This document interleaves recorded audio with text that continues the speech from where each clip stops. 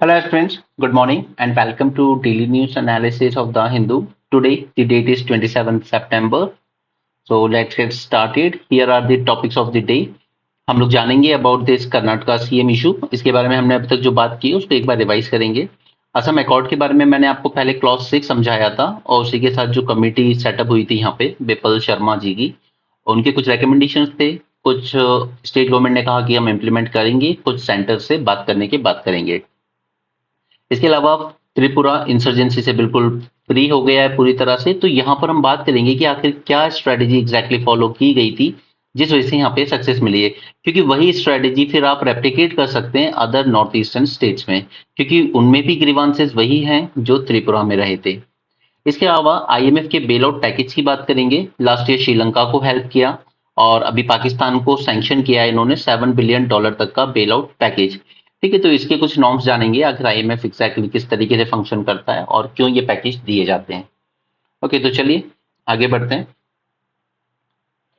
First, finally Indian government ने यहाँ पे एडवाइस दी है अपने नेशनल्स को कि प्लीज लीव लीव लेबनान, क्योंकि यहाँ पर जो इशू है अब वो और ज्यादा डेडली होता जा रहा है। सो जैसा कि हम लोग एक्सपेक्ट कर रहे थे पिछले एक हफ्ते से, अब लेबनान और इसराइल के बीच एक फुल फ्लैजेड वॉर शायद होके ही रहेगी। An advisory is issued by the Embassy of India in Beirut has advised Indian citizen not to travel Lebanon। वहां पे करीब 3,000 से ज्यादा इंडियंस रहते हैं। पेजर अटैक हुआ था हिजबुल्ला के अगेंस्ट, उसके बारे में हमने बात की थी। Safed, this is the second largest city of Israel and after the port of Haifa. ठीक है, तो ये सिटी प्लेसेस इन न्यूज ये आता रहता है, बट कई बार ऐसी सिटीज पूछी जाती हैं और एक तो मैच करने को दी जाती है, आपको 3-4 सिटी पूछ लेंगे और कंट्री या रीजन वाइज मैच करनी होती है। ठीक है, तो ये दो कंट्रीज इजराइल की हैं, साफेद एंड पोर्ट ऑफ हाइफा। इसके अलावा पोर्ट ऑफ बैरूत ये लेबनान में है। एक सिमिलर नेवल इवैक्यूएशन पहले भी परफॉर्म किया गया था 2006 में, जब इसराइल ने बॉम्ब किया था लेबनान को। उस वक्त हमारे ऑपरेशन का नाम था ऑपरेशन सुकून। तो थोड़ा सा हम इसके मैप को देख लेते हैं एक बार। ये यहाँ पे आपको कुछ चीजें याद रखनी है, जैसे हाइफा पोर्ट, ठीक है, this one. Then similarly Golan Heights ये सीरिया के साथ डिस्प्यूटेड है। सी ऑफ गैलिली, ये जॉर्डन रिवर यहाँ से निकलती है, बॉर्डर बनाती है दोनों के बीच में। और ये दो इंपॉर्टेंट सिटी लेबनान की हैं, दोनों याद रखिएगा, साइदा एंड बेरूत। ओके, तो ये दो तीन चीजें याद रखिएगा।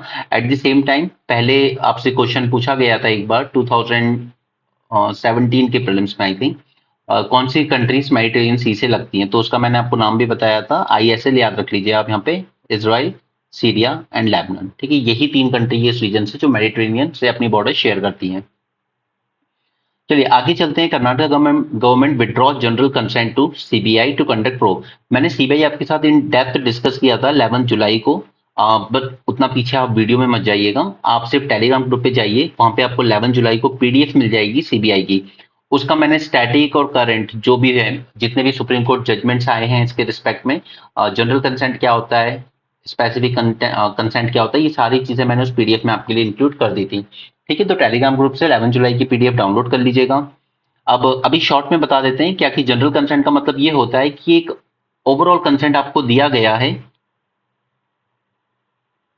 ओवरऑल कंसेंट आपको दिया जा चुका है, आपको बार बार परमिशन लेने की जरूरत नहीं है स्टेट गवर्नमेंट से।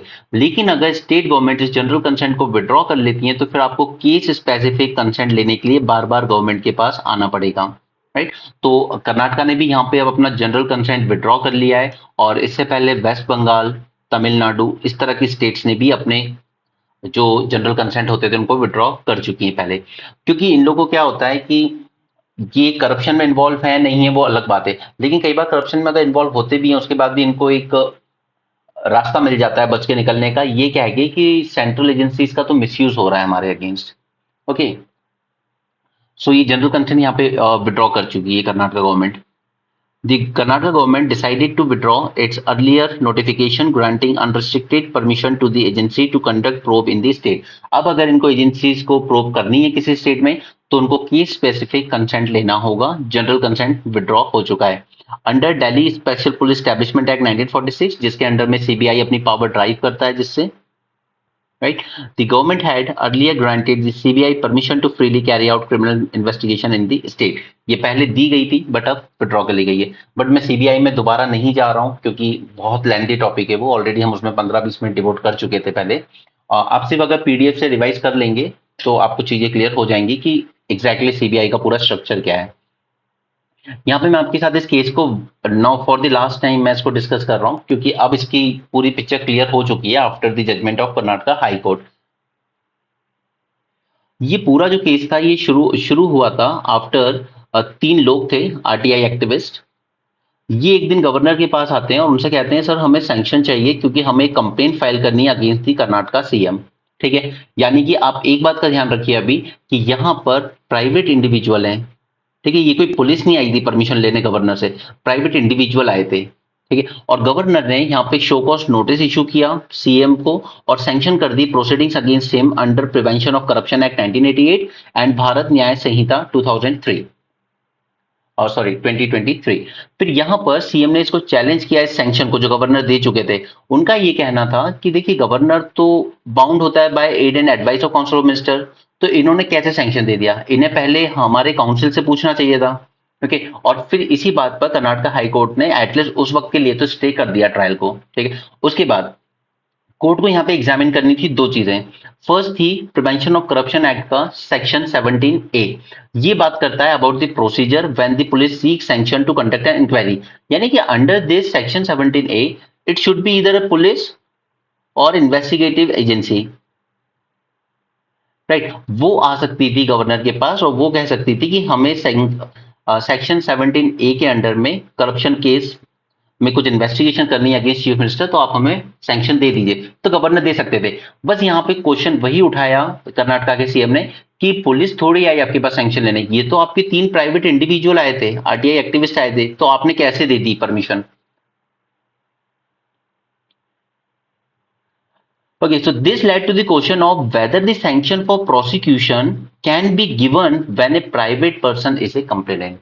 यहाँ पे पुलिस कंप्लेन नहीं कर रही थी, यहाँ पे इन्वेस्टिगेटिव एजेंसीज कंप्लेन नहीं कर रही थी, बट प्राइवेट इंडिविजुअल कंप्लेन कर रहे थे, तो क्या ये सैंक्शन दिया जा सकता था या नहीं दिया जा सकता था, इसको कोर्ट ने एग्जामिन किया और कोर्ट ने फेवर किया है कि हाँ कर्नाटका के जो गवर्नर हैं उन्होंने बिल्कुल ठीक किया है, सैंक्शन दिया जा सकता है, चाहे प्राइवेट इंडिविजुअल आए या पुलिस आए, करप्शन के अगेंस्ट अगर एविडेंसेस हैं तो बिल्कुल दिया जा सकता है। Prevention of Corruption Act does not require only police officer to seek approval to investigate a public official. In fact, it is duty of complainant to seek such approval even if they are a private citizen. Okay, so this was the judgment from the Karnataka High Court. क्योंकि उन्होंने facts देखने के बाद court ने decide किया कि this investigation into this मुद्दा scam case and it's beneficiary that is Karnataka के सीएम की वाइफ थी इसमें इन्वॉल्व। ओके, तो ये बहुत जरूरी है and governor's order nowhere suffer from the want of application of mind and alleged he does not invalidate the order. So अब इसका इम्पैक्ट क्या होगा, that now it can allow the 3 RTI activists to approach an anti-corruption agency such as Karnataka Lokayuk Police to seek probe into the Muda scam case. Okay, so यहाँ पर जो CM एक रास्ता निकाल रहे थे अपने लिए कि ये प्राइवेट इंडिविजुअल्स को कैसे सैंक्शन दे दिया आपने, तो कोर्ट ने कहा है कि वो बिल्कुल सही दिया है, उसमें कोई दिक्कत नहीं। ऑलराइट, तो चलिए इस केस की बात होगी। सीबीआई की पूरा स्ट्रक्चर आप खुद से पढ़ लेंगे from the PDF. Next is, कल ही हमने बात की है अबाउट दिस मल्टीलेटरल इंस्टीट्यूशंस के रिफॉर्म की, मैंने यूट्यूब पे भी डाल दिया था वीडियो बच्चों के लिए। बाकी स्पेसिफिक बातें हम अब करेंगे, चाहे वो सिक्योरिटी काउंसिल की बात हो या आईएमएफ वर्ल्ड बैंक के रिफॉर्म की बात हो। ठीक है, तो मैं इस आर्टिकल में मैंने हाईलाइट कर दिया है, लेकिन मैं इसको आपके साथ गो थ्रू नहीं कर रहा हूँ क्योंकि ये सारी बातें मैं आपके साथ ऑलरेडी कर चुका हूँ। यहाँ पे 2 चीजें याद रखिएगा, ये मैंने इंडिया अफ्रीका के रिलेशनशिप में भी बताई थी, एजुलविनी कंसेंसस एंड सिरते डिक्लेरेशन। तो क्या था ये एजुलविनी कंसेंसस, ये यहाँ पर बोत्सवाना एक कंट्री है, वहां पे ये मीटिंग हुई थी और यहाँ पे इन्होंने कुछ डिमांड्स रखी थी अफ्रीका ने एज अ कॉन्टिनेंट। उन्होंने कहा था that we want 2 permanent seats in UN security council. ठीक है, और इसके अलावा जो 10 सीट वहां होती है उसमें से भी हमें एटलीस्ट 5 सीट चाहिए as a non permanent member. ये था एजुलविनी कंसेंसस। ठीक है, जैसे हम G4 ग्रुप है ना, हम लोग डिमांड रखते हैं और हम इंडिया अफ्रीका रिलेशन, जैसा मैंने बताया था कि इंडिया सपोर्ट भी करता है इस बात को कि हाँ हम आपका ये जो कंसेंसस है और जो सेटेड डिक्लेरेशन है हम इसको पूरी तरह सपोर्ट करते हैं और अफ्रीका एज अ कॉन्टिनेंट भी डिजर्व करता है कि वहां पे उसको रिप्रेजेंटेशन मिले, ठीक है। एंड वन मोर थिंग, अगर आपको ये न्यूज़पेपर एज इट इज ही चाहिए पूरा हाईलाइटेड, ये जो मैं अलग से आपको जो कंटेंट दे रहा हूँ ये तो मैं वीकली फाइल में ऐड करके दे दूंगा, ठीक है। लेकिन अगर आपको पूरा न्यूज़पेपर्स के साथ ही चाहिए जो हाईलाइटेड पोर्शन है, तो फिर आप ऐप से डाउनलोड कर लिया कीजिए इसको, ठीक है। लेकिन हाँ, ऑफ कोर्स अगर आप कोर्स में एनरोल हैं तो ही कर पाएंगे, वो ओपन नहीं है। तेलंगाना का एक लेक न्यूज़ में था, दैट इज मलकापुर लेक। अब वो जब से बिहार का एक छोटा सा लेक पूछा गया तब से हम ध्यान रखते हैं इस बात का कि कोई भी इस तरह के लेक न्यूज़ में है तो हम उनको देख लेते हैं। Next is Assam accord. Assam accord के बारे में अभी तक हम क्लॉज 6 को लेके बात कर चुके हैं। अब हम बात कर लेते हैं कि इसके बाद जो कमिटी बनाई गई है उसने क्या रिकमेंडेशन दी है। तो यहाँ पे जो सीएम है उन्होंने भी कहा है, will prepare Assam accord road map by October 25। See, Assam accord 1985 ये हुआ था between Rajiv Gandhi led union government and all Assam student union AASU. और आप ये देखिए कि स्टूडेंट पावर क्या होती है अगर आप प्रॉपरली अपने आप को ऑर्गेनाइज करके चलें इश्यूज पर। तो यहाँ पर ये आंसू आज भी जो चीफ मिनिस्टर हैं, जो बीजेपी गवर्नमेंट है, उस पर एक प्रेशर बना के रखते हैं कि ये क्लॉज 6 को इम्प्लीमेंट कीजिए आप। देखिए, जो हमें असम के लोकल लोगों को जो प्रोटेक्शन दी गई है कॉन्स्टिट्यूशनली एंड अदर वे में, वो इंश्योर कीजिए। तो आज भी आंसू के साथ नेगोशिएट करना पड़ता है असम गवर्नमेंट को। और हमारे इंडिया या पर्टिकुलर स्टेट की बात कर लें तो पेपर लीक से लेके करप्शन स्कैंडल सब चीजें हो रही हैं, उसके बाद भी एक भी स्टूडेंट यूनियन ऐसा नहीं है जो प्रेशर बना सके गवर्नमेंट पर। एनीवे, असम अकॉर्ड साइन हुआ था क्योंकि 6 साल से यहाँ पे एजिटेशन चल रहा था against the entry of Bangladeshi migrants in Assam. अब ये जो बांग्लादेशी माइग्रेंट्स है ना, इन्होंने बहुत परेशान कर रखा है पूरे नॉर्थ ईस्ट को।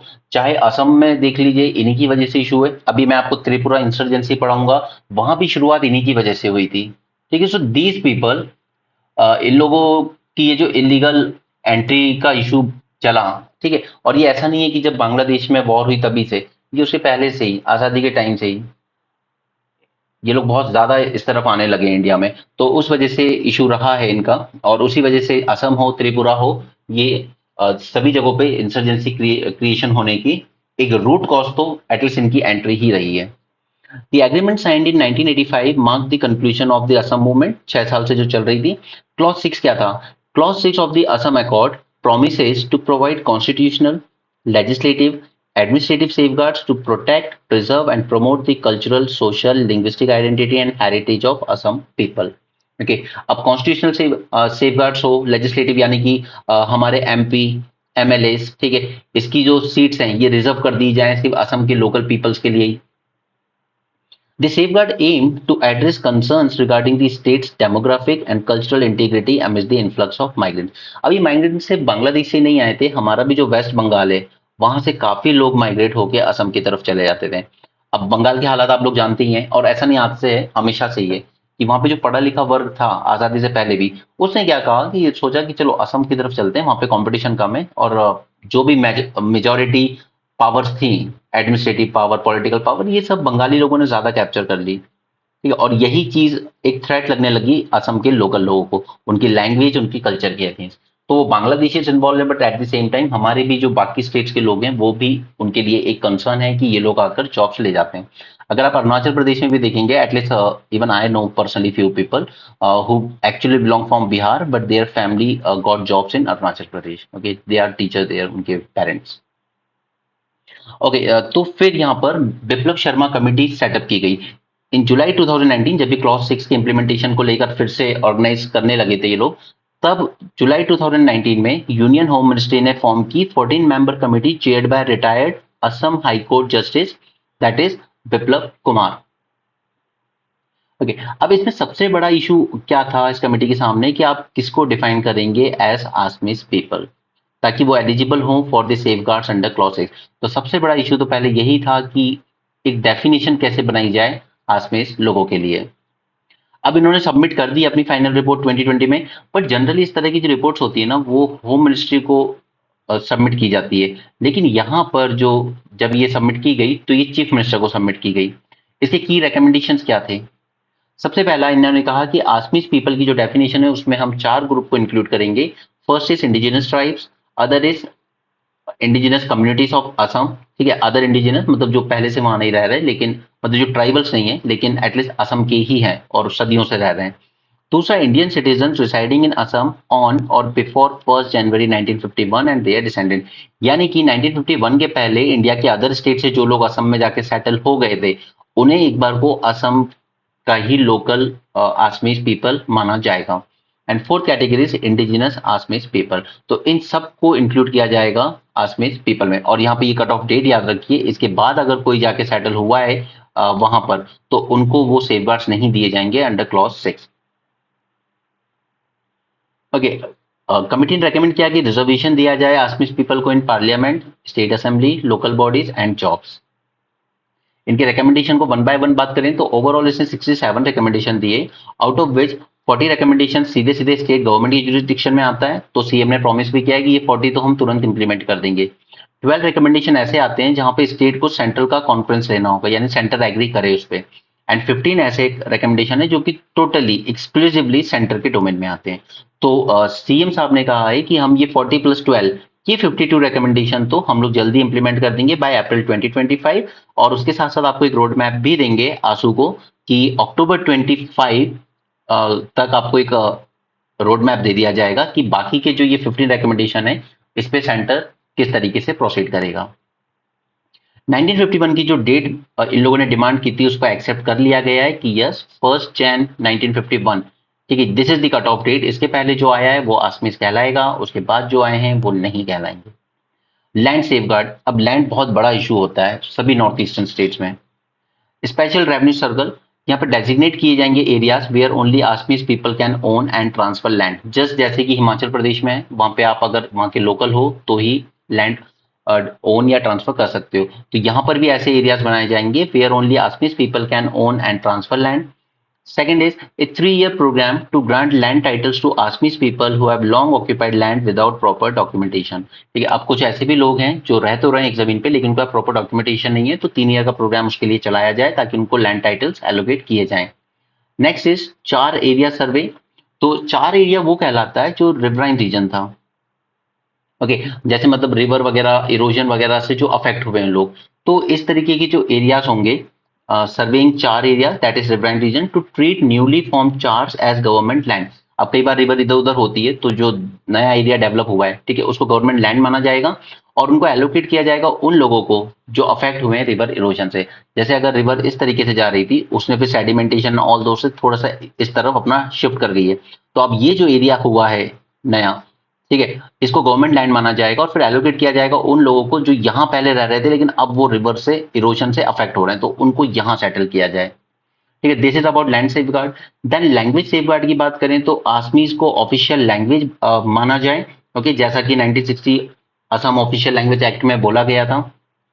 लेकिन इसके साथ साथ there should be provisions for local languages as well, जैसे कि 6 शेड्यूल एरिया है हमारे काफी सारे, वहां पे 3 है असम में, ठीक है, तो अब बोडो किसी की लैंग्वेज हो सकती है वहां पे, करबी आंगलोंग किसी की लोकल लैंग्वेज हो सकती है, तो लोकल लैंग्वेज को भी किया जाए, but at the same time जो असम की जो आसमीज है उसी को ऑफिशियल स्टेट लैंग्वेज माना जाए, तो ये प्रोविजन भी रिटेन करने की बात की है कमेटी ने। Next is bilingual government document issuing all state government act, rules, orders in both Assamese as well as English language. Autonomous Language Council establish किया जाएगा एक council to preserve and promote the indigenous language of Assam, and Assamese पढ़ाई जाएगी school में at least compulsorily up to class 8 या फिर class 10 तक, okay, ताकि इनकी लैंग्वेज को एक थ्रेट ना बने। तो ये 2 मेजर रिकमेंडेशन है, land safe guard and language safe guard. Cultural level पे अब न्यू वैष्णवाइट मोनेस्ट्रीज जो होती हैं उनको कहा जाता है Satras. Setting up an autonomous body to oversee the development of Satras and provide them financial assistance. Cultural complex बनाए जाएंगे, building multipurpose cultural complex in every district to preserve the cultural heritage of all ethnic groups. इसके अलावा 6 schedule area के लिए क्या recommendation है, तो यहाँ पे मेजरली 3 एरियाज हैं, ठीक, जिनको हम 6 शेड्यूल में डाला हुआ है असम में, बोडोलैंड टेरिटोरियल काउंसिल, नॉर्थ कचर हिल ऑटोनमस काउंसिल एंड करबी आंगलोंग ऑटोनमस काउंसिल। ये 3 6 शेड्यूल में आते हैं और इनको कहा गया है कि they will decide whether to implement the 52 recommendations और not, and these councils have certain legislative judicial autonomy under 6 schedule. ये सब तो मैं आपको पहले पढ़ा चुका हूँ, 6 शेड्यूल पे पूरा वीडियो किया है मैंने आपके साथ। 2 रिकमेंडेशन ऐसे हैं जिनको सरकार ने मानने से मना कर दिया है। पहला कि इनर लाइन परमिट दिया जाए असम को भी, जैसा कि हमारे जो इधर के 4 स्टेट्स हैं जो म्यांमार के साथ बॉर्डर शेयर करते हैं, अरुणाचल प्रदेश, नागालैंड मणिपुर एंड मिजोरम। ठीक है, इनको दिया गया है आईएलपी, यानी आपको परमिशन लेनी पड़ती है वहां पर एंट्री से पहले। तो असम ने भी डिमांड किया था कि हमें भी दी जाए इस टाइप की, लेकिन फिलहाल के लिए सरकार ने मानने से मना कर दिया। ठीक है, तो ये नहीं माना है। दूसरा, रिजर्वेशन इन्होंने डिमांड किया था, लेकिन बहुत हाई लेवल का रिजर्वेशन, तो वो भी डिमांड एडजस्ट नहीं की गई है। जैसे parliament and state legislative assembly में उन्होंने कहा हमें 82%, 100% रिजर्वेशन दिया जाए टू आसमीज इंडिविजुअल्स के, और इवन लोकल बॉडीज में भी, तो ये नहीं माना है। गवर्नमेंट जॉब्स में इन्होंने डिमांड किया 80 to 100% रिजर्वेशन, नहीं मानी गई। प्राइवेट सेक्टर कोलैबोरेशन में कि अगर सरकार और प्राइवेट सेक्टर मिलके कोई बिजनेस कर रहे हैं तो उसमें भी 70 to 100% रिजर्वेशन आसमीज लोग को दिया जाए, ये भी नहीं माना गया। इसके अलावा इन्होंने डिमांड की थी कि हमें भी अपर हाउस दिया जाए, जैसे कि महाराष्ट्र वगैरह में है, दैट इज जिसे हम कहते हैं एमएलसी की लेजिस्लेटिव काउंसिल। तो वो भी डिमांड की थी इन्होंने, और कहा था कि पूरा का पूरा काउंसिल एक्सक्लूसिवली रिजर्व होना चाहिए आसमीज पीपल के लिए, तो वो भी मानने से मना कर दिया फिलहाल। ओके, तो ये यहाँ पर बात कर ली है हमने रिकमेंडेशन की। आई थिंक अब असम अकॉर्ड पूरी तरीके से क्लियर हो गया होगा आपको। ठीक है, असम अकॉर्ड हमने बात कर चुके हैं पहले। हम क्लॉज 6 देख लिया हमने क्या है, और उसको इम्प्लीमेंट करने के लिए जो कमिटी बनाई गई उसके रिकमेंडेशन देख लिए हैं। ठीक है, तो we are done with this topic thoroughly now. अब अगर न्यूज में बार बार रिपीट होता है तो आप इसी दिन के लेक्चर को रेफर कर सकते हैं। नेक्स्ट, ये आज पर न्यूज में रहा है, लेकिन मैंने आपसे बार बार कहा है कि ये थोड़ा सा आउटडेटेड है टॉपिक है, लेकिन इसके रिस्पेक्ट में त्रिपुरा से, क्योंकि अब ये खत्म हो गया पूरी तरह, तो मैं आपको त्रिपुरा इंसर्जेंसी पढ़ा देता हूँ। लेकिन उससे पहले थोड़ा सा इसको देख लीजिए। India elected to Globe steering committee. अब ये कमिटी, पहली बात तो ये काम क्या करती है? फर्स्ट थिंग इज कि it is initiative of G20। ठीक है, ये एक पॉइंट है जो याद होना चाहिए प्रीलिम्स के लिए। दूसरा, this Globe network is a vital platform for international cooperation and India's participation will strengthen its effort to combat cross border financial crime and corruption. ठीक है, G20 के अंडर में बनाई गई है और ये काम करती है to combat cross border financial crime and corruption. Okay, और इंडिया इसका मेंबर बन गया है। चलिए त्रिपुरा के बारे में पढ़ लेते हैं। कहाँ गया यार?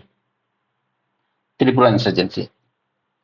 अब त्रिपुरा में भी काफी सारी ट्राइब कम्युनिटी रहती हैं, जैसे 19 indigenous tribal community including Tripura. ठीक है, इसलिए ये लोग एक अलग लैंड मांग रहे हैं विद इन त्रिपुरा, कि हमें एक त्रिपुरा लैंड दिया जाए अलग से। त्रिपुरा, रियांग, जमातिया, काइपिंग, नाउतिया, कोलोई, हलम, रंगखाल, मोग एंड बांगचे। अब ये जो रंगखाल है ना, इनको जरूर याद रखिएगा कि यही है जिन्होंने पूरी इंसर्जेंसी को लीड किया है। ओके, ये इसी ट्राइबल से आते हैं। Coke Borok, this is lingua फ्रैंका along with other Tibetan Burmese dialect. अभी कोक बोरोक एक बार और पहले न्यूज में आया था, क्योंकि डिमांड ये की गई थी कि हमारे त्रिपुरा में बंगाली लैंग्वेज को ज्यादा पढ़ाया जा रहा है स्कूल्स में, जबकि पढ़ाना चाहिए कोक बोरोक लैंग्वेज को। ठीक है, तो कल को अगर आपसे कोक बोरोक पूछा जाए तो ये आप उसके रिस्पेक्ट में बोल सकते हैं। Next is Tripura was a princely state that acceded to Indian union in 1949 and this became union territory in 1956, और उसके बाद फुल फ्लेजेड स्टेट बना इन 1972। इंसर्जेंसी के कॉजेज क्या रहे? वही रहे जो ओवरऑल नॉर्थ ईस्ट में रहते हैं। Demographic shift, the massive influx of Bengali refugees from East Pakistan led to indigenous population decreasing from 95% in 1931 to just 31%। Right, तो इतना ज्यादा इनका डेमोग्राफिक शिफ्ट हुआ, इसलिए इंसर्जेंसी शुरू हुई। दूसरा, there were discontent among the tribals, just like tribal खुद अपने जमीन पर माइनॉरिटी बन गए। They lost control over their land, their trade, government jobs, business, and sparking grievances. Give me a second, please. Just a second.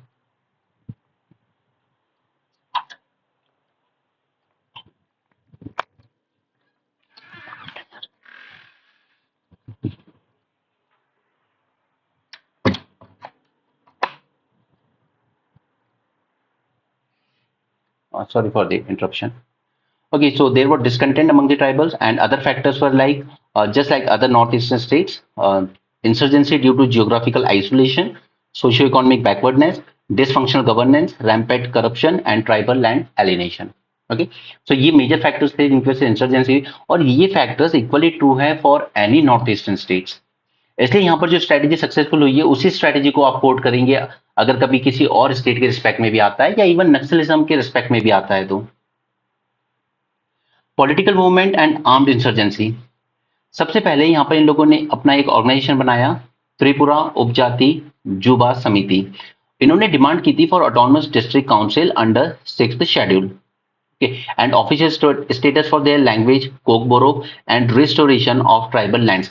ये इनकी 3 demand थी, but ये फिर भी डेमोक्रेटिक वे में हो रही थी, बट गवर्नमेंट ने इसको इग्नोर किया काफी टाइम तक, और उसका नतीजा ये हुआ कि फिर ये आर्म्ड स्ट्रगल में कन्वर्ट हो गया। एक त्रिपुरा सेना बनती है, followed by Tripura national volunteers in 1978 under Bijoy Hrangkhawl. इसलिए मैंने ऊपर आपको रांगखाल ट्राइब्स की बात की थी। ओके, ये लीडर थे इसके। They demanded an independent tribal Tripura state. इन्होंने एक इंडिपेंडेंट स्टेट की ही डिमांड कर दी। Now what was the response to this insurgency? First is कि अगर आप हथियार से बात कर रहे हो तो जवाब भी हथियार से दिया जाएगा। तो यहाँ पर काउंटर इंसर्जेंसी ऑपरेशन शुरू किए गए इनके against. Okay, that were very Swift and focused on area domination without involving the army. Central paramilitary और स्टेट फोर्सेस ने मिलकर साथ में काम किया, और सबसे अच्छी बात ये थी कि ये जो स्पेशल पुलिस ऑफिसर्स थे, इसमें ट्राइबल्स को ही इंक्लूड किया गया था, ताकि ये ना लगे कि it is a fight between tribals and non tribals. Okay, next is psychological operation. तो यहाँ पर जो नेगेटिव परसेप्शन था स्टेट को लेकर ट्राइबल्स के अमंग, उसको काउंटर किया गया कि आपको मिसअंडरस्टैंडिंग है, आपको गलत सिखाया गया है कि ये जो स्टेट है ये कोई अंग्रेजों की तरह आपको एक्सप्लॉइट करने आ रहा है। नो, ओके, हिपोक्रेसी एक्सपोज की गई इंसर्जेंट्स की, कि ये लोग आपको उल्टा एक्सप्लॉइट करते हैं, डेवलपमेंट आप तक नहीं पहुंचने देते हैं, एजुकेशन आप तक नहीं पहुंचने देते हैं, और आपको उल्टा एक्सप्लॉइट करते हैं अंधकार में रख के। कॉन्फिडेंस बिल्डिंग मेजर्स चलाए गए, ठीक है, जैसे रिहेबिलिटेशन पैकेजेस दिए गए फॉर इंसर्जेंट्स कि आ जाइए मेन स्ट्रीम में, अच्छे से रहिए, बेवजह हथियार चलाने से कुछ नहीं मिलने वाला। Governor and chief minister publicly urge the insurgents to return to mainstream, leading to several surrenders. Civic and developmental initiative, ultimately पता है किसी भी इंसर्जेंसी को काउंटर करने का एक सबसे अच्छा तरीका है, तो वो है development. Development initiatives were swiftly rolled out, including healthcare, rural connectivity, drinking water, job generation, and security forces also conducted civic action programs like providing medical aid, educational material, vocational training, presenting a pro-citizen development-oriented image of the state. And lastly, political and governance reform, because peace marches निकाली गई यहाँ पर to instill confidence in the people. Local governance institutions like autonomous development council, gram panchayat, village council was strengthened, ensuring tribal participation in developmental process. Right? So Tripura overcame insurgency through a well-crafted, multidimensional strategy combining socio-economic development, psychological operations, human counter-insurgency efforts, and strong political leadership. So this state's experience demonstrated that insurgency could be tackled with sincerity, credible leadership, and balanced approach that addresses both military and socio-economic needs. Okay? तो ये जो successful strategy रही है, इसी को आप किसी भी स्टेट के कंटेक्स्ट में लिख सकते हो, चाहे वो नागालैंड हो, मणिपुर हो, मिजोरम हो, कोई भी हो। ओके, आगे चलते हैं। चाइना के रिस्पेक्ट में इसने कहा है कि we have reach some consensus with India. तो इसको एक तो थोड़ा सा इसका मैप देख लेते हैं, और कुछ ये देख लेते हैं कि आखिर ये प्रॉब्लम क्यों शुरू चल रही है। ठीक है, so what is the current state of relation between India China? सबसे पहले there is an unsettled border, just a second, there is an unsettled border, ठीक है, हमेशा से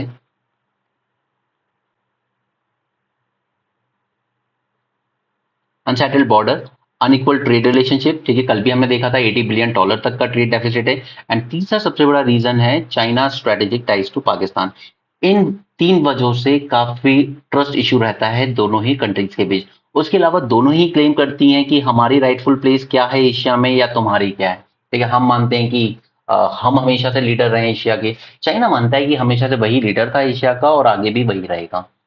तो दोनों अपनी अपनी एशिया में एक राइटफुल प्लेस चाहते हैं, जो कि एंशिएंट हिस्ट्री के टाइम से दोनों कंट्रीज के पास थी। Okay, so yes, the relationship में सबसे बड़ी प्रॉब्लम है लैक ऑफ स्ट्रेटेजिक ट्रस्ट, और ये ट्रस्ट और ज्यादा ब्रेक हो गया गलवान वैली के इंसिडेंट के बाद। ओके, क्योंकि देखिए जब से हमारे यहाँ पे 1970s के बाद से एलएसी पे कभी एक बुलेट भी नहीं चलाई गई थी, बिल्कुल नहीं चली थी। इतना अच्छा बॉर्डर मैनेजमेंट चल रहा था, ठीक है, बट अल्टीमेटली क्या हुआ कि यहाँ पर जो बॉर्डर मैनेजमेंट रिजीम थी वो थोड़ा इस गलवान इंसिडेंट्स के बाद थोड़ा सा फेल होती हुई नजर आई। उसके बाद यूक्रेन वॉर का एक इम्पैक्ट ये रहा कि चाइना के क्लोज रशिया आने लगा, जबकि रशिया हमारा सबसे क्लोज डिफेंस पार्टनर था। लेकिन रशिया की मजबूरी ये बन गई कि उसको चाइना के पास ज्यादा आना पड़ा, और यही होता है यूएसए की वजह से हमेशा, कि यूएसए कई बार कुछ कंट्रीज जो नहीं भी जाना चाहती ना चाइना के क्लोज, उन पे सैंक्शन लगा लगा के उनको चाइना की गोदी में बिठा देता है। यही चीज उसने नॉर्थ कोरिया के साथ की, यही चीज उसने ईरान के साथ की। ऐसा नहीं था कि ईरान को कुछ शौक चढ़ रहा था चाइना रशिया के साथ पहुंचने में, नो, बट आपने इतने सैंक्शन लगा दिए कि उसके पास एक ही आउटलेट बची, वो थी चाइना। इनफैक्ट उन्होंने रेल प्रोजेक्ट भी शुरू कर दिया आपस में, जहां पे चाइना से ईरान की तरफ रेल प्रोजेक्ट अंडर बीआरआई बनाया जा रहा है। ओके, और ये डिक्लाइन क्लियरली एविडेंट रहा जब चाइना के प्रेसिडेंट ने मना कर दिया G20 के समिट आने में न्यू दिल्ली में, और हमारे इंडियन पीएम ने भी मना कर दिया 24 के एससीओ समिट जाने में, कजाकिस्तान में जब हुआ था तो उनसे मिलने से मना कर दिया था। ठीक, अब मैप की बात करें तो ये लोकेशन हम कई बार देख चुके हैं, आई होप अब तक याद हो गई होंगी। ये पेंगोंग सो लेक है हमारे, this is the north bank and this one is the south bank of Pangong so. This is hot spring, ये गलवान वैली जहां पे ये इंसिडेंट हुआ, और ये है दीपसांग प्लेन जो कि एग्जैक्टली दौलत बेग ओल्डी का ही पार्ट है। ठीक है, ओके, सो अभी तक जितने एफर्ट्स लगाए गए हैं उसमें क्या दिखा है हमें? फर्स्ट इज कि कोशिश तो की जा रही है कि इस डिसएंगेजमेंट को सॉल्व किया जाए, और उसमें सबसे इंपॉर्टेंट है कि दोनों गवर्नमेंट्स का कहना है कि हमने करीब रिजॉल्व कर लिया है 75% off disengagement points in eastern Ladakh. इसके अलावा friction points like Galwan valley, north and south of Pangong Tso lake and Gogra hot springs, they have been resolve to some extent, okay, though not fully, but Depsang plain and Demchok ये अभी भी issue बने हुए हैं। इन दोनों पे सहमति नहीं हुई है, दीपसांग प्लेन एंड डैम चौक पर। और दीपसांग प्लेन का ही एक पार्ट है जिसे हम कहते हैं वाई जंक्शन। इस वाई जंक्शन पे पहले इंडियन आर्मी पेट्रोलिंग कर लेती थी, लेकिन अभी फिलहाल नहीं कर पा रही है। तो ये दो पॉइंट्स पे इशू सॉल्व होना बाकी है, बाकी इन पॉइंट्स पे भी अभी कुछ ही एक्सटेंट तक सॉल्व हुआ है, पूरी तरीके से नहीं। ओके, अभी तक हम बहुत सारे वर्किंग ग्रुप बना चुके हैं, 22 राउंड्स की मिलिट्री टॉक्स हो चुकी हैं, लेकिन कोई सॉल्यूशन अभी तक नहीं दिख रहा है। बट ये टॉक्स चलती रहेंगी, लेकिन उसमें भी इंडिया ने एक चीज अच्छी की है कि इसकी वजह से जो बॉर्डर इंफ्रास्ट्रक्चर डेवलपमेंट प्रोग्राम्स चल रहे थे हमारे तरह तरह के, उनको नहीं रोका गया है। ठीक है, border infrastructure development along the entire LAC will continue as per plan. तो यहाँ पे वे हेड में हम क्या कर सकते हैं? हम सिर्फ एक ही चीज कर सकते हैं, that we can establish new confidence building measure. अगर पुराने वाले फेल हो गए तो आप दोबारा से न्यू बना लीजिए। Okay, so this is about China. Mpox के बारे में हम ऑलरेडी पहले बातें कर चुके हैं, इसकी बेसिक जो जानने थे वो हमने जान लिए। ड्रोनिंग पे बहुत ज्यादा न्यूज आ रही है, इस पे हम करेंगे सेशन, क्योंकि कोई भरोसा नहीं है कब एग्जाम में आ जाए। दूसरा, centre likely to increase the prices of ethanol and sugar. तो बस इतनी सी न्यूज है कि इसके प्राइसेस थोड़े बढ़ाए जा रहे हैं, क्योंकि ये 2022 के बाद से बढ़ाए नहीं गए। ओके, बाकी बायोफ्यूल वगैरह वो सब मैंने आपको पहले भी करवाया, और प्रीलिम्स रिवीजन सीरीज में दोबारा भी करेंगे, एंड आज से उस पर लेक्चर बनना शुरू हो जाएंगे। ओके, मैं काफी दिन से बोल रहा हूँ, बट आज हो जाएंगे। ये खुद मिस्टर एन के स्टैलिन ने लिखा है तमिलनाडु के रिस्पेक्ट में, लेकिन यहाँ पे कुछ बातें अच्छी हैं जो मैं आपको जरूर बताऊंगा, जो हम यूज कर सकते हैं। मैं पॉलिटिकल बात नहीं कर रहा यहाँ पे आपको। The state reduction in TFR, total fertility rate, has eased the states poverty burden, allowing for more focused investment in education, healthcare and infrastructure। तो ये एक बहुत बड़ा इशू है TFR, अभी भी हमारे कुछ नॉर्दर्न स्टेट्स नहीं सीखना चाह रहे हैं। ओके, क्योंकि जब तक हम ये फर्टिलिटी रेट रिड्यूस नहीं करेंगे अपना, और इसी के लिए हमने क्या किया था, मैंने आपको उस दिन भी कहा था कि हमें डिस्ट्रिक्ट टारगेट करनी होंगी। ऐसा नहीं है कि मध्य प्रदेश में या यूपी में सारे डिस्ट्रिक्ट में TFR बहुत ज्यादा, नो, बट कुछ डिस्ट्रिक्ट ऐसे हैं, चाहे वो उनकी बैकवर्डनेस की वजह से हो, या फिर लैक ऑफ एजुकेशन की वजह से हो, या फिर कोई ऐसा पैट्रियार्कल माइंडसेट है कि बेटा होना बहुत जरूरी है। ठीक है? तो इन तीन वजहों से जो डिस्ट्रिक्ट पीछे रह गई हैं, हमें इन्हीं डिस्ट्रिक्ट पे एक्सक्लूसिवली टारगेट करना चाहिए, ताकि अवेयरनेस बढ़ाई जा सके अबाउट द फैमिली प्लानिंग। क्योंकि अगर पॉपुलेशन रेट कंट्रोल नहीं होगा तो हम चाहे कितनी भी ग्रोथ कर लें, वो फिर इनइक्वालिटी बनी रहेगी गरीबी अमीरी की। ठीक है, तो तमिलनाडु, और तमिलनाडु के रिस्पेक्ट में मैं हमेशा आपको एक आदमी को क्रेडिट देने की बात करता हूँ, that is mister K Kamaraj. ये आपके सीएम रहे थे आई थिंक 1956 से 63 या 64 तक। ओके, और यही थे जिनको बाद में किंग मेकर भी कहा गया, जिन्होंने इंदिरा गांधी को पीएम बनाया था, ये सोचकर कि ये गुड़िया की तरह रहेगी, रबर स्टैम्प बन के बाकी हमारी चलेगी। बट सच्चाई ये है कि अगर आप मिस्टर के कामराज का टाइम पीरियड देखेंगे as a chief minister of Madras state, तो यहाँ पर इन्होंने सबसे ज्यादा फोकस किया था मास एजुकेशन पे। इन्होंने कहा था कि बच्चों को पहले शिक्षा दो, ब्रिज वगैरह बना लेंगे, सब हो जाएगा बाद में, लेकिन बच्चों का एजुकेशन पीछे नहीं रहना चाहिए। और इसी का नतीजा था कि जब इन्होंने ये सीएम बने थे तब 10% तक की लिटरेसी रेट थी मैड्रास स्टेट में, जो कि बढ़ के ऑलमोस्ट 40% से ऊपर पहुंच गई थी सिर्फ 10 साल में। ये इन्होंने करके दिखाया था। इसलिए मैं हमेशा कहता हूँ कि इंडिया वॉज रियली ब्लेस्ड कि हमें आज़ादी के टाइम ऐसे लीडर मिले। और जिस आदमी ने, जो आदमी ऑलमोस्ट इतने साल सीएम रहा हो, इट वाज एक्चुअली 1954, ओके, जो आदमी ऑलमोस्ट 10 साल सीएम रहा हो, जिसने ऑलमोस्ट अगले 10 साल कांग्रेस पार्टी को कंट्रोल किया हो सेंट्रल लेवल पर, उस आदमी की डेथ जब होती है तब उसके पास हार्डली 300 रुपए निकलते हैं उसके पूरे अकाउंट में। ठीक है, और अफ्रीकन कंट्रीज को आप देख लीजिए, हमारे साथ ही आजाद हुई थी पर उनके यहाँ ऐसे ऐसे लीडर्स आए जिन्होंने घरों में गोल्ड प्लेटिंग करा रखी है फ्लोर पे, उस लेवल की पैसे की हवस लेके आए, इसलिए अफ्रीका आज, कुछ कंट्रीज अफ्रीका में इतनी पुअर है। सो चाहे हम कुछ और अप्रिशिएट करें ना करें, अक्रॉस द पार्टी लाइंस, आजादी के टाइम हमें लीडर्स बहुत अच्छे मिले थे, बट आज के leaders, God save this country. Anyway, then Tamil Nadu also has the highest gross enrollment ratio in higher education at 47।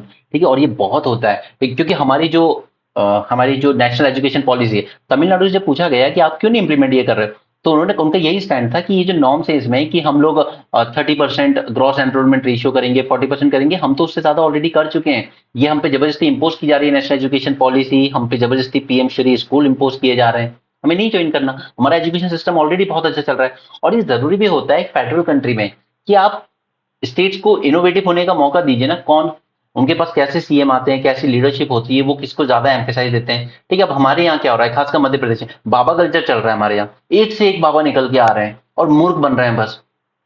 वो एक बाबा हैं, वो कहते हैं कि वो गोबर वोबर का लेप लगाइए चेहरे पे, उससे निखार आएगा, सब ऑल सॉर्ट ऑफ बकवास। उस तरह से एक ने कहा था कि ये गोबर में क्या गेहूं वेहूं के दाने डाल के आप कुछ खाइए तो उससे पुत्र की प्राप्ति होगी।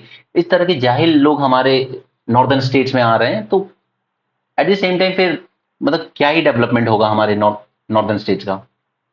Anyway, 42% of India's registered women workforce in factories are employed in Tamil Nadu। ठीक है, तो ये दिखाता है कि women empower या ओवरऑल जो सोशल जस्टिस भी है ना, वो तमिलनाडु में ही हमें बेस्ट देखने को मिलती है। इसके अलावा इन्होंने इंडिया का लार्जेस्ट स्किलिंग इनिशिएटिव भी लॉन्च किया हुआ है। Tamil Nadu has the commitment to diversity, equity and inclusion. Payroll subsidies provide की जाती है उन इन्वेस्टर्स को जो अपनी कंपनी में हायर कर रहे हैं विमेन को, ट्रांस पीपल को, या फिर पीपल विद डिसेबिलिटी। अब ये पॉइंट आप जरूर ऐड कीजिएगा कि हमारे यहाँ भी हम इन्वेस्टर्स को एक स्पेशल सब्सिडीज दे सकते हैं अगर वो विमेन, ट्रांस पीपल और पर्सन विद डिसेबिलिटीज को हायर करते हैं तो। ठीक है, तो इस तरह की सब्सिडीज हम लोग भी अदर स्टेट में या सेंट्रल लेवल पे दे सकते हैं। ये कल हमने बात कर ली थी जज एंड द प्रेजुडाइज। इन्होंने दो स्टेटमेंट ऐसे दिए थे जो विमेन के अगेंस्ट डेरोगेटरी थे और कुछ हद तक मुस्लिम्स के अगेंस्ट भी। India growth benefiting only big capital. ये मैं हमेशा आपसे कहता हूँ कि $5 ट्रिलियन इकोनॉमी बनानी है, बट किसके लिए? क्या सिर्फ 10% पॉपुलेशन के लिए? ठीक है, क्योंकि आज भी हमारे देश में जो टॉप 10% पॉपुलेशन है, it is taking around overall India की जो वेल्थ है उसमें 70% शेयर रखते हैं ये, एंड 90% जो इनकम जनरेट होती है हर साल वो सिर्फ टॉप 10% लोग ले जा रहे हैं। ठीक है, तो इस लेवल की इनइक्वालिटी हमारे यहाँ हो रही है, और ये सब हो रहा है गवर्नमेंट की पॉलिसीज की वजह से। जैसे मैंने आपको रिलायंस का एग्जांपल दिया, 49,500 करोड़ का लोन लेते हैं, उसके बाद खुद को इंसॉल्वेंट डिक्लेयर करते हैं। इंसॉल्वेंसी एंड बैंक्रप्सी कोर्ट के अंडर नेगोशिएशन होते हैं और बैंक सिर्फ 450 करोड़ लेकर बाकी का लोन राइट ऑफ कर देता है। फिर ये जो राइट ऑफ किया जाता है लोन, ये कहाँ से वसूल किया जाता है? ये जो करोड़ों आम लोगों के अकाउंट होते हैं बैंक पे, उनमें अलग से फाइन लगाए जाएंगे, पेनल्टीज लगाई जाएंगी, अलग से फी चार्ज की जाएंगी, and all sort of things. Okay, इस तरह की चीजें होती हैं, इससे इनइक्वालिटी फिर और ज्यादा बढ़ती है। दूसरा, सरकार ने कॉर्पोरेशन टैक्स कम कर दिया from 30% to 15% for new companies and 22.5% for existing companies. ठीक है, अब कॉर्पोरेशन टैक्स आपने कम किया, बट इससे सोचा ये था कि इससे इन्वेस्टमेंट आएगा, न्यू फैक्ट्रीज लगेंगी, एम्प्लॉयमेंट क्रिएट होगा, बट नहीं, इन लोगों ने, इन बड़ी कंपनीज ने इसको अपने प्रॉफिट में कॉर्नर कर लिया, कोई न्यू एक्सपेंशन देखने को नहीं मिला। और अगर बात करें, जो कि मैंने आपके साथ एक स्टार्टअप पे सॉरी एमएसएमई सेक्टर पे एक लेक्चर भी किया था मेंस में, एमएसएमई सबसे ज्यादा प्रॉब्लम में इस वक्त। क्रेडिट फैसिलिटी, आप यहाँ लोन ले लीजिए 50 लाख का, अगर आपकी बैंक वाले जान ना निकाल दें तो। ठीक है, वहां करोड़ों माफ करते हैं, लेकिन स्मॉल इंडस्ट्रीज के साथ बहुत प्रॉब्लम्स है। उसके बाद कि आपने कुछ इस तरीके का सिनेरियो बना दिया है कि इनके लिए जो मार्केट एक्सेस था वो भी काफी रेस्ट्रिक्टेड हो गया है।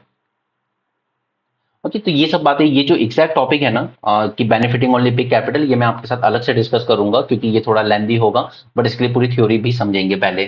ओके, बस एक बात याद रखिएगा कि एक तरह की के शेप्ड ग्रोथ कहते हैं इसको, यानी कि कुछ सेक्टर्स बहुत तेजी से ग्रो कर रहे हैं लेकिन कुछ सेक्टर उल्टा डिक्लाइन में जा रहे हैं। इस चीज से इनइक्वालिटी और ज्यादा बढ़ती है। ये अपने आप में एक बड़ा टॉपिक है, इसे हम अलग से डिस्कस करेंगे। साउथ चाइना सी की बात कर लेते हैं, तो सबसे पहले यहाँ के मैप पे आ जाते हैं। ठीक है, अगर आप रेगुलर फॉलो कर रहे हो तो अब तक आपको ये सब चीजें पता होंगी, वैसे इसमें कुछ नया नहीं है। आप पैरासेल आइलैंड ग्रुप्स हैं, स्प्रैटले आइलैंड ग्रुप्स है, स्कार्बोरो शोल है। इसके अलावा ये फिलीपींस है, इसी की तनातनी चलती रहती है। और ये है पूरी 9 डैश लाइन जो चाइना क्लेम करता है कि ये पूरा एरिया मेरा है। जबकि आप देखिए कि ये जो स्कार्बोरो शोल है ये फिलीपींस से कितना करीब है और चाइना के जो मेन लैंड है उससे कितना ज्यादा दूर है। अब इसमें चाइना करता क्या है कि वो इन छोटे छोटे आइलैंड पर आउटपोस्ट क्रिएट कर देता है, पोर्ट बना देगा, रनवे बना देगा अपने फाइटर प्लेन्स वगैरह के लिए, और अदर इंफ्रास्ट्रक्चर डेवलप करता है। कई बार आर्टिफिशियल आइलैंड क्रिएट करना शुरू करता है और फिर कहता है कि देखिए ये तो मेरी टेरिटरी का तो एक्सटेंट है। राइट, इस तरह की चीजें ये लोग यहाँ पे करते हैं। जैसे यहाँ पे आप ये देख रहे हैं चिटू आइलैंड, यहाँ पे फिर मनीला ने भी अपना बेस बनाना शुरू किया कि हम नहीं मानते आपकी 9 डैश लाइन को, हम तो बनाएंगे अपने बेस। ओके, और ये जो आप जितने भी रेड कलर में देख रहे हो ना, ये सारे आउटपोस्ट हैं चाइना के बनाए हुए। और जो ब्लैक कलर में देख रहे हो वो है मनीला यानी फिलीपींस के बनाए हुए। तो ये पूरा इशू इनके बीच में चल रहा है। China view east and south China sea through the prism of sovereignty, territorial integrity and national security. South China sea islands and Diaoyu, Diaoyu को ही सेनकाकू आइलैंड भी कहते हैं, ये जापान और चाइना के बीच डिस्प्यूटेड है। These are an inalienable part of Chinese territory. China has been aggressively pushing its territorial claim in both sea, South and East China Sea, by building defense-related infrastructure, जैसे ports बना दिया, military installments बना दिए, airstrip बना दी, artificial island बना दिए, and pushing back against the claims of regional countries like Philippines, Vietnam, and others. China has imposed a ban on the export of rare earth minerals to Japan. ये मैंने आपको थोड़े दिन पहले बताया था, 2010 में जब सेनकाकू और दियाओ आइलैंड को लेकर डिस्प्यूट हुआ था, तो चाइना ने फिर कहा था ठीक है हम आपको रेयर अर्थ मिनरल्स नहीं देंगे। ठीक है, ये वेपन्स की तरह यूज करता है आजकल अपनी इस मोनोपोली को। Owing to China's assertive foreign policy, its relationship with South Korea, Taiwan and Japan has deteriorated rapidly. ये थॉमस शोल, सबीना शोल, ये सब स्कार्बोरो शोल के पास ही है। They are building their defense capabilities, defense spending increase across the Indo-Pacific regional countries trying to catch up with China. अब Philippines है तो वो India से परचेज कर रहा है डिफेंस इक्विपमेंट, राइट, जैसे BrahMos antiship missile, BrahMos missile and all those things. उसके अलावा regional countries are responding to China's activities at sea अलग तरीके से। जैसे चाइना की जब वेसल्स कुछ गलत करते हैं तो ये लोग वीडियो रिकॉर्ड करके उसको सोशल मीडिया पे डाल देंगे कि देखिए चाइना इस तरह का बिहेव कर रहा है। Philippines, Japan and South Korea are treaty allies of the US and are strengthening their defense relation। इसलिए ये कंट्री ज्यादा बड़ी नहीं होती है कि जब मैटर ज्यादा जरूरी होगा तो यूएस को इनकी मदद के लिए आना ही पड़ेगा, क्योंकि वो ट्रीटी अलाइज है इनके। इसलिए फिलीपींस आंखें भी दिखाता है चाइना को, तो वो नहीं डरता और ट्रंप का वेट कर रहा है वो खुद भी। ये मैंने आपसे बात की थी कि ईयू ने दो ऐसी चीजें की हैं जिससे डेवलपिंग कंट्री ज्यादा परेशान है। पहला था सीबीएम, ठीक है, जिससे हमारे स्टील सेक्टर इन सब पे असर पड़ा। और दूसरा था ये डीफॉरेस्ट पॉलिसी जो मैंने आपसे थोड़े दिन पहले बात की थी। जब मैंने आपके साथ ऑयल पाम कल्टीवेशन का मेंस 450 प्लस में सेशन किया था, तब मैंने आपको बताया था कि ईयू की ये जो पॉलिसी आई है ये प्रॉब्लम ये क्रिएट कर रहा है। ये कह रहा है कि अगर आपने नया डिफॉरेस्टेशन किया है और उस जगह पे आप ऑयल पाम या किसी भी तरह का कल्टीवेशन कर रहे हो और हमारे यहाँ एक्सपोर्ट करोगे तो वो हम एग्री नहीं करेंगे। कि ये एक और नया तरह का बैरियर बनाया जा रहा है। The implementation of its controversial EU deforestation regulation from December 30, despite strong protests from countries like India, Brazil, Indonesia, and US. It will hit the export of farm products such as palm oil, cattle, soy, cocoa, coffee, rubber, timber, and range of dried items to the European bloc.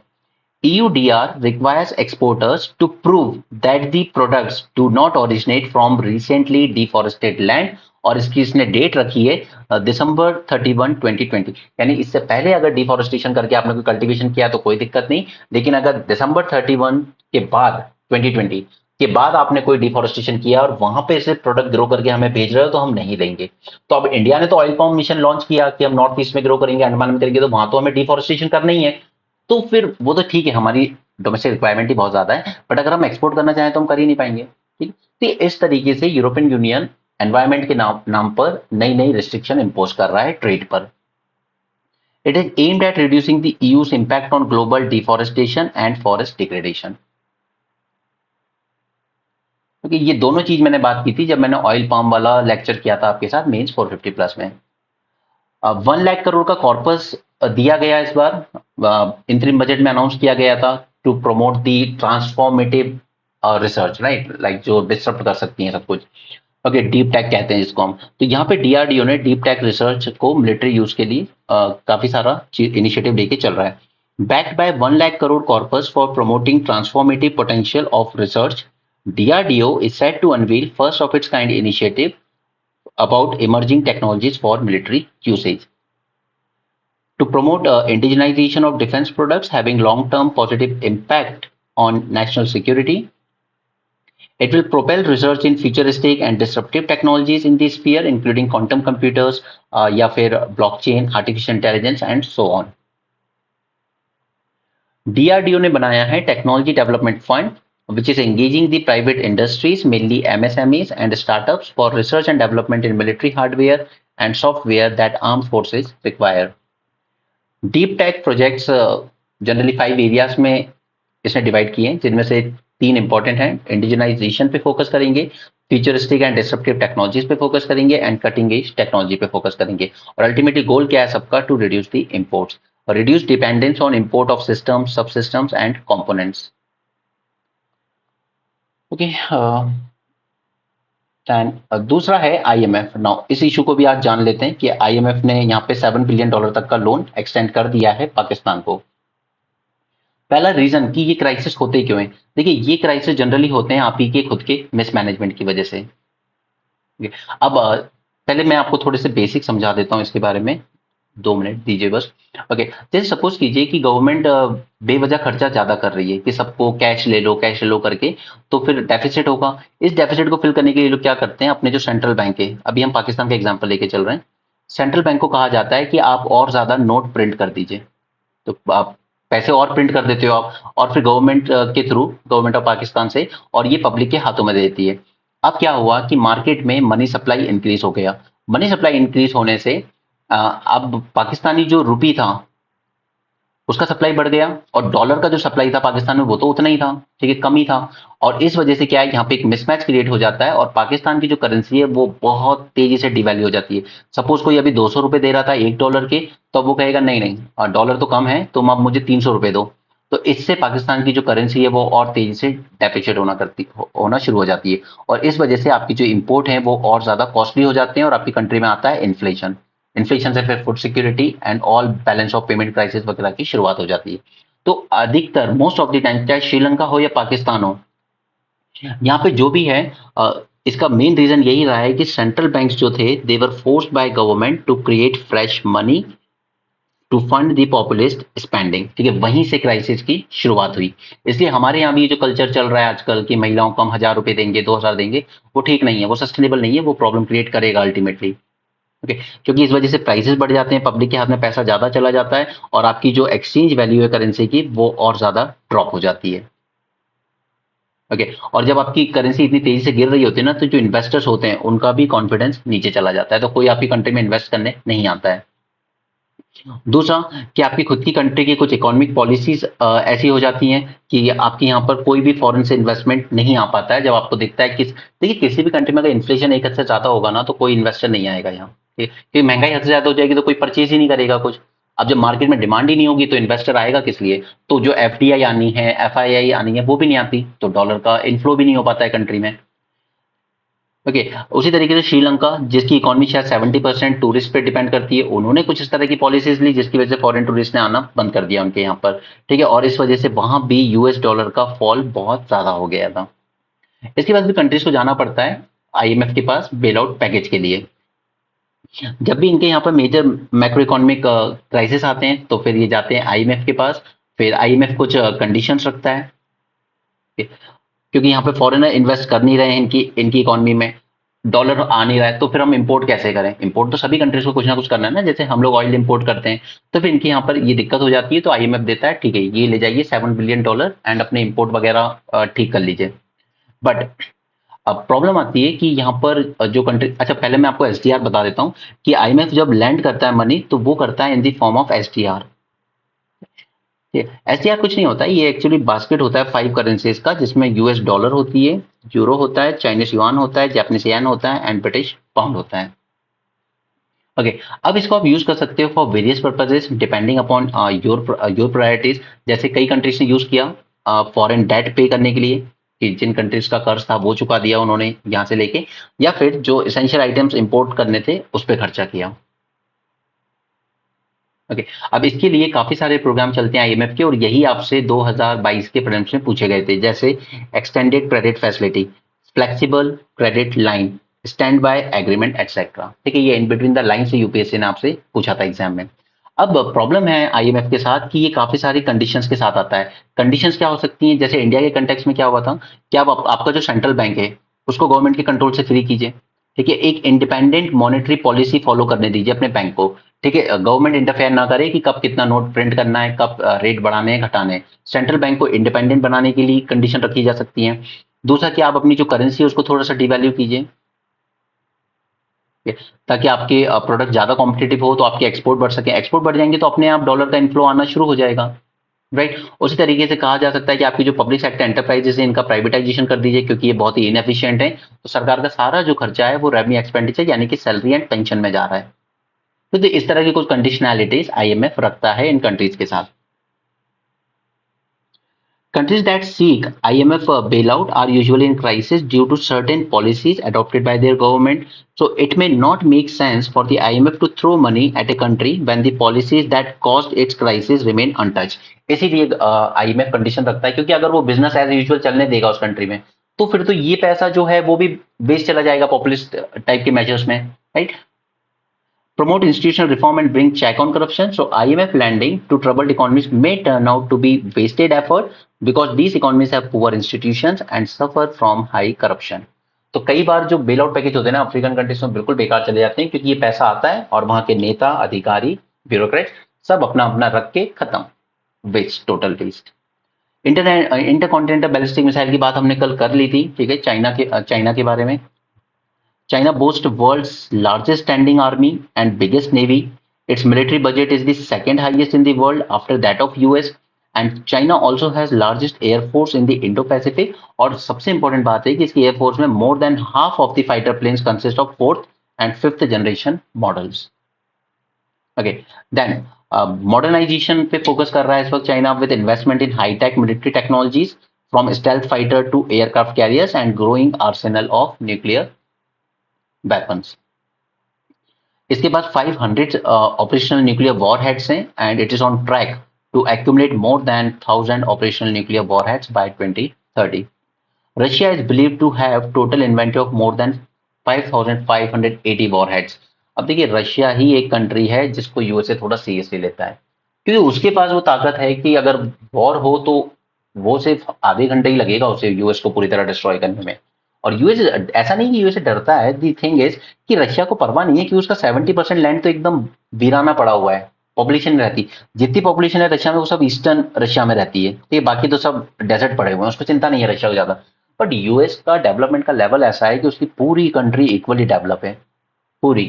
ठीक है, और ये वही बात है कि आपका घर है, आपने मेहनत से बनाया है, एक तरफ कोई झुग्गी झोपड़ी में कोई नशेड़ी गंजेड़ी टाइप लोग रह रहे हैं, उनको डर नहीं होगा कुछ खोने का, लेकिन आपने अपनी लाइफ बनाई है मेहनत करके तो आपको डर होगा खोने का लड़ाई में। ओके, इसलिए कई बार यूएसए थोड़ा सा बर्दाश्त कर लेता है रशिया को, क्योंकि यूएसए के पास ज्यादा है to lose rather than to gain. Rebel armies attack people displaced in DRC. अब यहाँ पे मैंने आपको बताया था और ये क्वेश्चन आया भी था M23 वाला, अभी जो यूपीएससी का सॉरी सीएपीएफ का पेपर हुआ था। Rwanda backed M23 rebels and Rwandan army have indiscriminately shelled densely populated areas in Democratic Republic of Congo. अब इसके लिए थोड़ा सा मैं आपको मैप पे लेके जाऊंगा। ये है रवांडा, यहाँ की आर्मी सपोर्ट करती है एक रेबल ग्रुप को M23, और इन दोनों ने मिलकर यहाँ डीआरसी में एक तरह की इंसर्जेंसी क्रिएट कर रखी है। अब डीआरसी में यहाँ पर एक तो इनकी आर्मी है और इनके साथ भी कुछ ग्रुप्स जुड़े हुए हैं, इन दोनों के बीच में फाइटिंग चल रही है, और नतीजा ये हो रहा है कि सबसे ज्यादा मैसिव जो डिस्ट्रक्शन हो रहा है वो अल्टीमेटली वहां पे जो आम लोग हैं उनका हो रहा है, एंड दोनों ही साइड पे सीरियस एलिगेशंस लगे हैं about the rape and human rights violation. इसलिए मैं कहता हूं कि man fight man die but women live and they suffer the most. इस तरह की जब भी इंसर्जेंसीज होती हैं, वॉर होती है, तो विमेन ही सबसे ज्यादा सफर करती हैं। Now don't take it wrong, but अंदर की कुछ रिपोर्ट्स इस बारे में थे जब रशिया ने कैप्चर किए थे यूक्रेन के कुछ रीजन, तो वहां भी इसी तरह की चीजें हुई है। ठीक है, आर्मी हम मान ले कितना भी कि डिसिप्लिन होती है एंड ऑल दोस थिंग्स, लेकिन फर्स्ट वर्ल्ड वॉर हमने देखी, सेकंड वर्ल्ड वॉर हमने देखी, सबसे ज्यादा मास रेप कमिट किए गए वहां। ठीक है, जापानीज से आज तक कोरियन कंट्रीज नफरत करती हैं, वो सिर्फ यूएस की वजह से है कि साउथ कोरिया जापान के साथ नेगोशिएट करता है हर इश्यूज पे। ठीक है, यूएसए की वजह से। अदरवाइज कोरिया में जापान से बहुत नफरत की जाती है, क्योंकि these Japanese soldiers have committed extreme atrocities and mass rape against the Korean womens in second world war. Right, तो इसी तरह की चीजें यहां पर हो रही है। और सबसे बुरी बात यह है कि रेबल्स के साथ साथ इवन आर्मी, जो आर्मी है उस पर भी इसी तरह के एलिगेशन है। Both side have killed and raped camp residents, interfered with ad delivery and committed other abuses.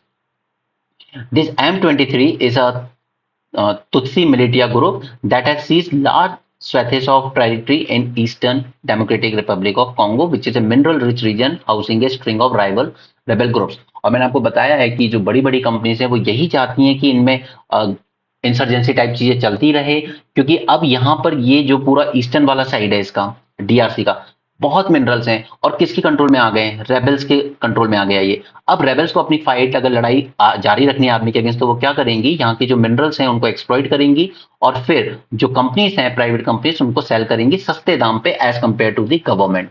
Okay, और इसीलिए यहाँ पे जो प्राइवेट इंडस्ट्रीज होती हैं जिन्हें हम कैपिटलिस्ट कहते हैं, उनका इंटरेस्ट यही रहता है कि लड़ाइयां चलती रहे और रेबल ग्रुप्स को आर्म्स पहुंचाते रहो। ठीक है, तो ये आर्म्स इंसर्जेंसी चलती रहेंगी इसी तरीके से और इनके बिजनेस प्रॉस्पर होते रहेंगे। इसलिए कैपिटलिज्म जब तक है वर्ल्ड में, तब तक वर्ल्ड में पीस नहीं हो सकता, नियरली इम्पॉसिबल है। ओके, आगे चलते हैं। हाँ, बाकी सब स्पोर्ट्स न्यूज है। So that's it for this session, thanks for joining. And आज से हमारे प्रीलिम्स रिवीजन सीरीज स्टार्ट हो जाएगी, आप ज्वाइन कर सकते हैं। और इस न्यूज़पेपर और इस कंटेंट की अगर आपको पीडीएफ चाहिए तो वो मैं टेलीग्राम ग्रुप पे डाल दूंगा उन बच्चों के लिए जो ऑलरेडी पेड कोर्स में हैं। ठीक है, आप वहां से इंस्टॉल कर लीजिएगा। So that's it for this session. Thanks for joining. Have a great day and keep learning.